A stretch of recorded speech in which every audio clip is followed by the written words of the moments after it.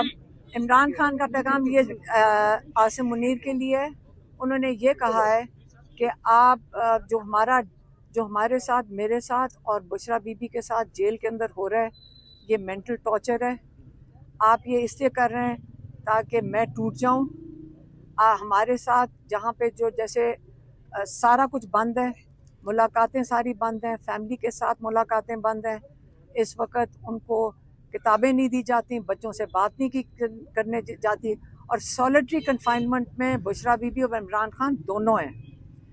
तो उन्होंने ये कहा है कि अगर आपका ख्याल है कि मैं या बुशरा बीबी टूट जाएंगे, हमने ला इलाहा इल्लल्लाह कलमा पढ़ा हुआ है और हमने ये अहद किया हुआ है कि यजीदियत और फिरौनियत के आगे सर नहीं झुकाएंगे, क्योंकि ये शिर्क है।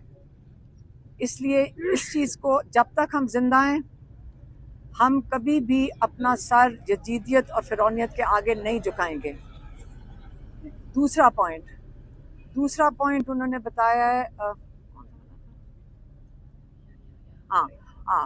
दूसरा जो उनका पॉइंट था वो था याह्या खान के ऊपर, कि जनरल याह्या खान ने जब इक़्तिदार, वो फौज ने याह्या खान को इलेक्ट नहीं किया था।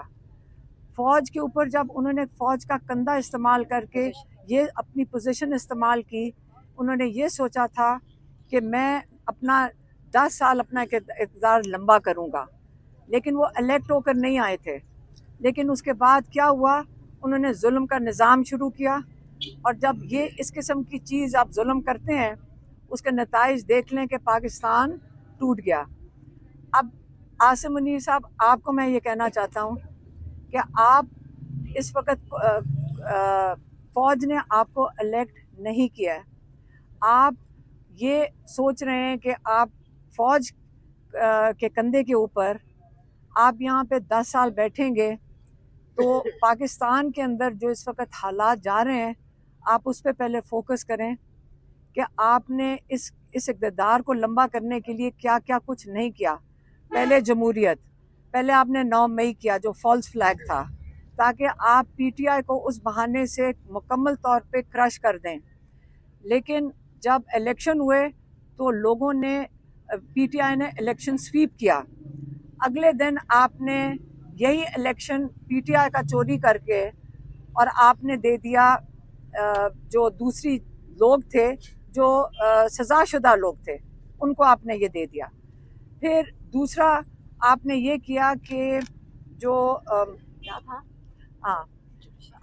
फिर आपने ये किया कि जो जजेस थे, आपने जजेस को कंट्रोल करना चाहा। जजेस को कंट्रोल करने के लिए आप 26वीं अमेंडमेंट में लेकर आए। उस अमेंडमेंट से आपने जजेस को एक सरकारी डिपार्टमेंट बना दिया, उनको आपने कंट्रोल में ले आए। तीसरा आपने मीडिया को मुकम्मल तौर पे आपने कंट्रोल में ले आए। और बड़े साल लगे थे कि हमारी मीडिया आज़ाद हुई, बड़े साल लगे थे कि जमहूरियत अपने आप को इवॉल्व कर रही थी, और बड़े साल जब से पाकिस्तान बना है कि जुडिशरी भी अपने आप को इवॉल्व कर रही थी। तो आपने ये तीनों चीज़ों को इस वक्त आपने बिल्कुल रूल ऑफ लॉ को ख़त्म कर दिया है, आपने जमहूरियत को ख़त्म कर दिया है, और आपने जो ह्यूमन राइट्स अब्यूज़ है, जो इस वक्त पाकिस्तान में जो जुल्म की आपने दास्तानें इस वक्त खुली हुई हैं जब से 9 मई हुआ है, वो तो आज सबके सामने है।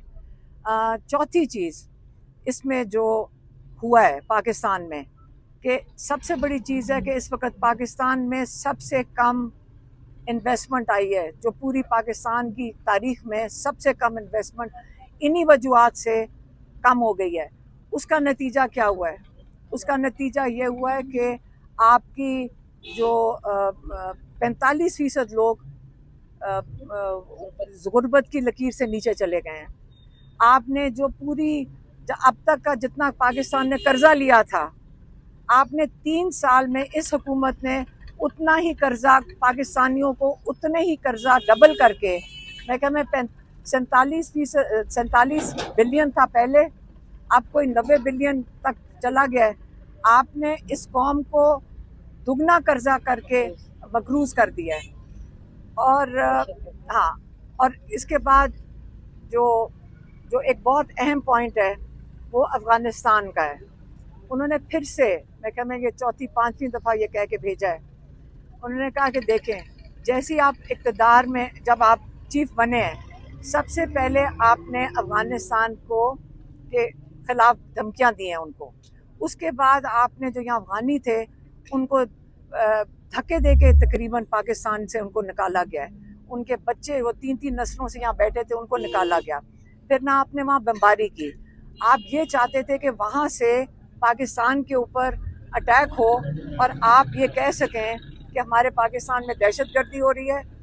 और आप जो बाहर लॉबीज़ हैं जो एंटी तालिबान हैं, आप उनको बता सकें कि आप हैं वो मुजाहिद जो दहशतगर्दी के ख़िलाफ़ जंग लड़ेंगे। ये बाहर की लॉबीज़ जो एंटी तालिबान हैं या जो बाहर इंटरनेशनल लोग हैं, उनको बैकफुट पे डालने के लिए कि मैं ही हूँ जो इस वक्त दहशतगर्दी का मुकाबला करूँगा। इमरान खान ने कहा है कि देखें, एक मैंने प्रेडिक्शन की थी इलेक्शन से पहले, जब सबका ख्याल था कि पार्टी क्रश हो गई है और लोगों को आपने घरों में घुस के कितनी आपने वहाँ पे लोगों को धमकियाँ मिल रही थी, लोगों को उठाया जा रहा था। तब मैंने प्रेडिक्ट किया था कि पीटीआई क्लीन स्वीप करेगी और आपको पता है कि वो बात सही हुई 8 फरवरी को। अब मैं अगली प्रेडिक्शन आपको करके देना चाहता हूँ। अगली ये है कि अब वो वक्त बड़ी जल्दी से आ गया है और आ रहा है जिस वक्त पाकिस्तान में इन सारी वजूहात की वजह से, इस जुल्म के निज़ाम की वजह से, मईशत की वजह से और जो आपके लोग जो नाइंसाफ़ी की वजह से अब हालात तेज़ी से उस तरफ जा रहे हैं जहाँ पे पाकिस्तान में वही हाल होगा जो श्रीलंका में हुआ, जो बांग्लादेश में हुआ और जो अब थोड़े दिन पहले नेपाल में हुआ है।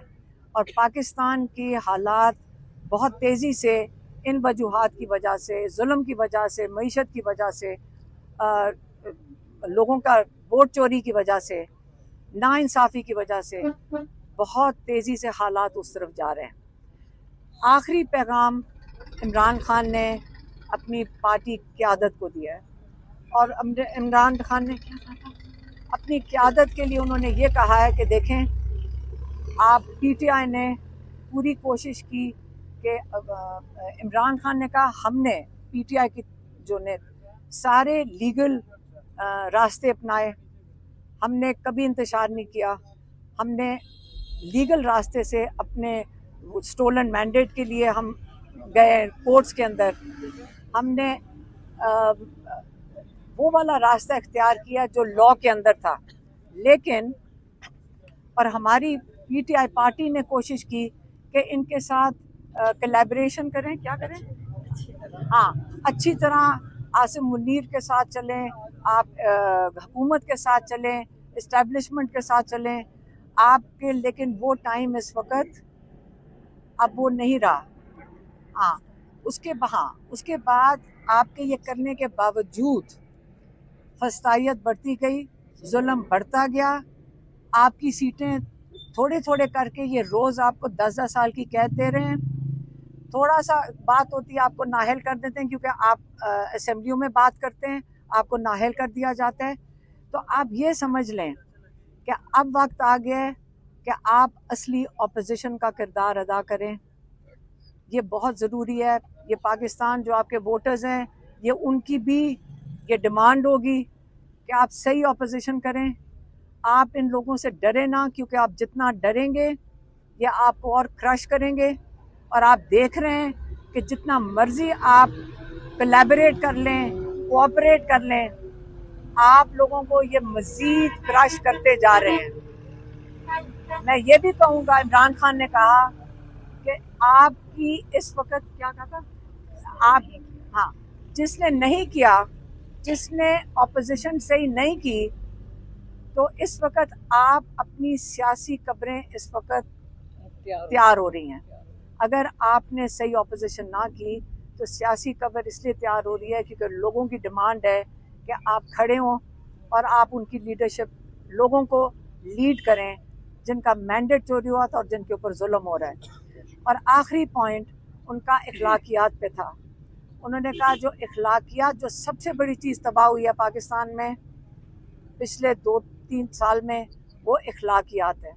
पाकिस्तान में हम एक इस्लामी मुल्क हैं, हमारी एक इस्लामी तर्ज है जिसके अंदर जंग के अंदर भी हमारी सुन्नत है, और ये बड़ा क्लियर है कि आपने जंग के अंदर भी औरतों, बच्चों को और बुजुर्गों को आपने बिल्कुल जंग में भी नहीं, आप इनके ऊपर ना जुल्म कर सकते हैं, ना इनको जंग का हिस्सा बना सकते हैं। लेकिन पिछले 2 साल से, 2.5 साल से घरों को तोड़ा गया है, उसके अंदर औरतों की बेहरमती की गई है, बच्चों को जेलों में डाला गया है, आपने सड़कों पे औरतों को घसीटा है, आपने बुजुर्गों को जेलों के अंदर डाला है।